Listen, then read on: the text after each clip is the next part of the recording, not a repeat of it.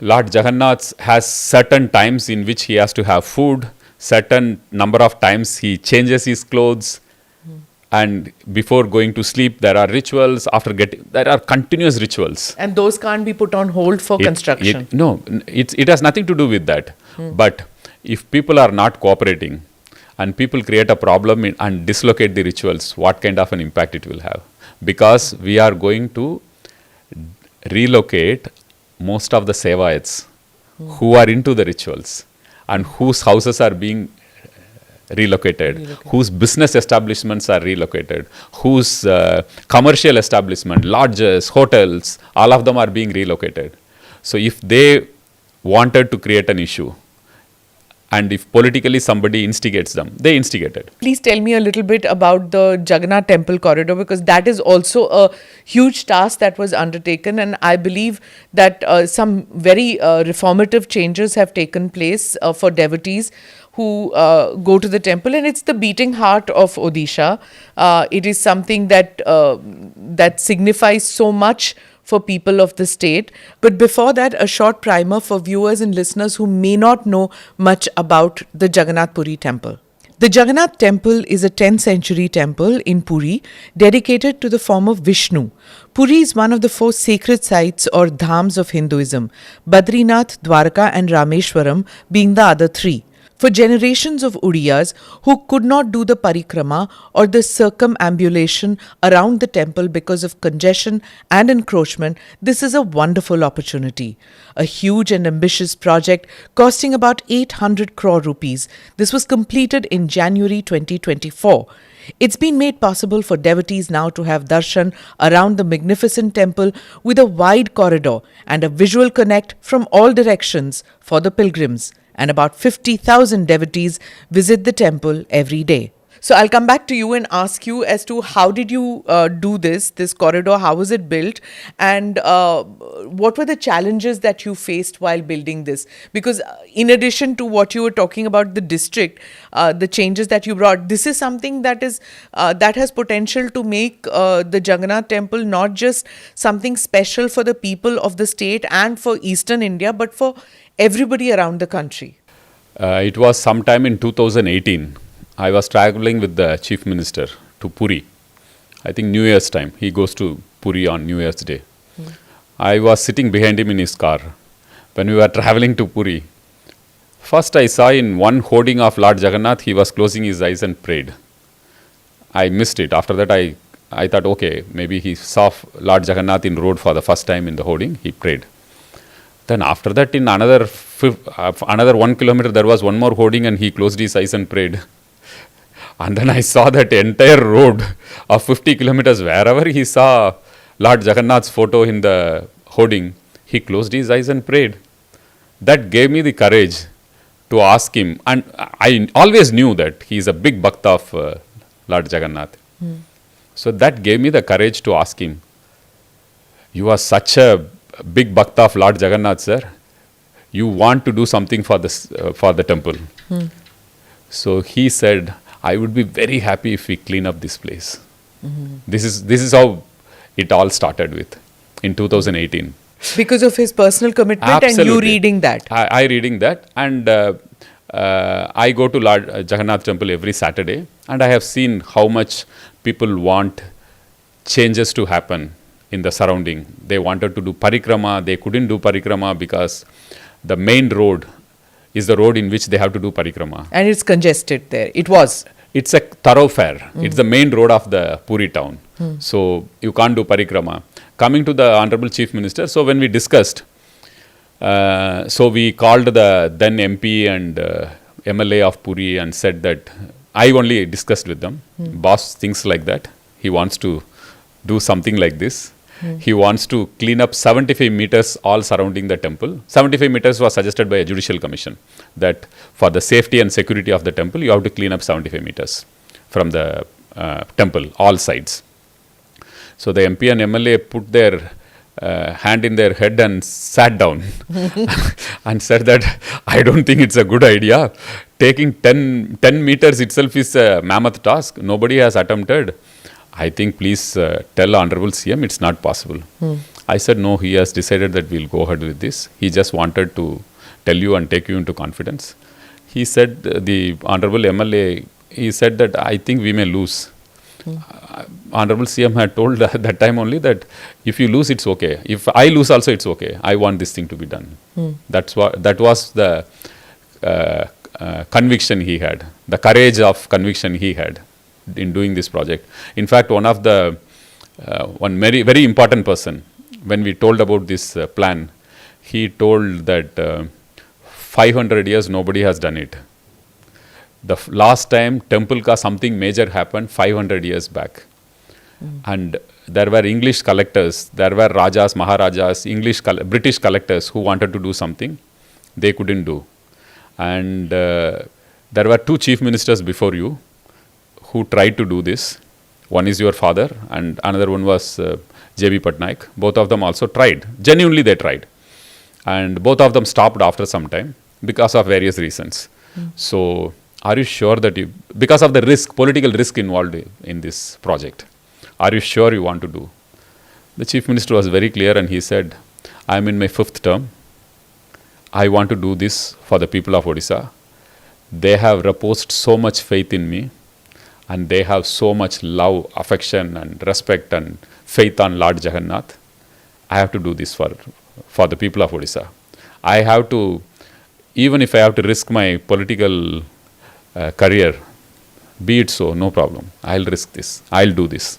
What is the political risk? There was a huge political narrative being done. The temple is going to collapse. The temple will collapse. How do you tell people, no, the temple will not collapse? It's very easy to create these kind of negative Because rumors. of what? Vibration of the Because construction? of vibration or because of construction, or it will. They had all kinds of rumors being created. And when you create a rumor, now you have a powerful social media. There are some people who are very good in social media narratives. So when they do these things, it hits.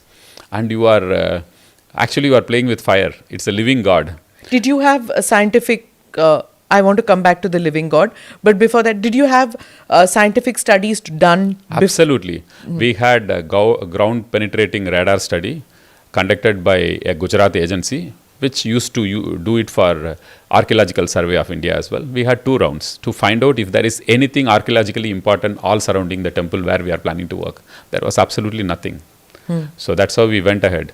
And in fact, we had deployed IITs to continuously monitor what kind of vibration is happening and how we scientifically monitor 24/7.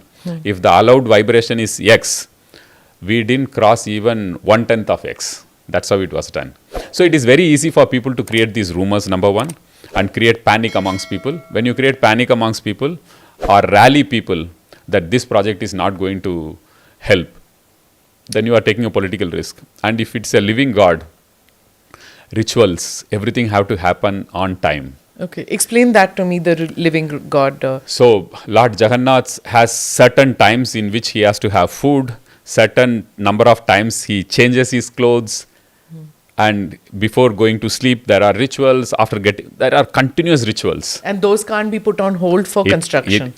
It has nothing to do with that. But if people are not cooperating and people create a problem and dislocate the rituals, what kind of an impact it will have? Because we are going to relocate most of the Sevaites who are into the rituals and whose houses are being relocated, whose business establishments are relocated, whose commercial establishment, lodges, hotels, all of them are being relocated. So if they wanted to create an issue, and if politically somebody instigates them, they instigated. Was there cooperation that you got from people who lived around? I'm asking you simply because, when Kashi redevelopment happened, I went to cover out there because there were this rumors there also at that time. Absolutely. That, you're relocating people who have been living here for hundreds of years. Hundreds of years, right. Generations of people whose families, one family after they were doing puja samagri, selling, their fathers sold puja samagri, they did all that, they are being relocated. So many of us went to do the stories to see whether that is true or not, and we found that people were willingly giving up their homes and moving to another area. And when the redevelopment was happening there, suddenly they found there were prachin temples, old temples within those houses which nobody even knew about. So these are things which come up later. Did you learn from those experiences that how people cooperated? Anything like that happened? Absolutely. We had sent teams both to Amritsar and to Varanasi. Golden Temple Yeah, around, huh? and learn about what kind of land acquisition processes they had undergone and what challenges they faced. We learned. We are very open about learning. Coming to this point about the risks involved, one is the temple ka safety and security, and second, playing with the sentiments of Sevayats. If some political party they wanted actually to create an issue, they can stop the rituals from being happening, or they can do anything they want. So, but it was His grace, the Lord's grace, that He wanted it to happen. There was absolutely no problem from the Sevayat side. They cooperated willingly. They came forward. People cried not because they are losing their lodges, which was giving them a livelihood, not because their houses are being translocated. They basically cried or they were emotional because when they get up, they have to look at the Lord, Ka Nil Chakra. They have to do Mundya to the temple. When they do something, they have to look at the temple. That we are relocating them. That was the emotional problem they had. Otherwise, they all supported completely, wholeheartedly. Such a massive project, if I may say so, it's one of the thickly populated areas of the country, all surrounding Puri temple. One of the densely populated areas, and they have been living for generations at that place. And we didn't have a single land acquisition case in that place. We got the land acquisition done in record time. And the funds for that? The state government provided the funds. The Honorable Chief Minister provided generous funds to make people happy. They are losing a lot of stuff, but let them be compensated nicely. That was his spirit behind this whole thing. And the inauguration happened just a couple of days before the Ram temple inauguration, the Pran Pratishtha that happened in Ayodhya. Suddenly, a lot of it came into focus. I want to ask you, of course, you may say that the timing was not in the same manner, but was it just coincidence that also happened in January, this also happened in January? To be honest, we wanted to complete this temple project in 2023 January. There was a Supreme Court case which went on for 6 months, 8 months or so. That's how it got delayed.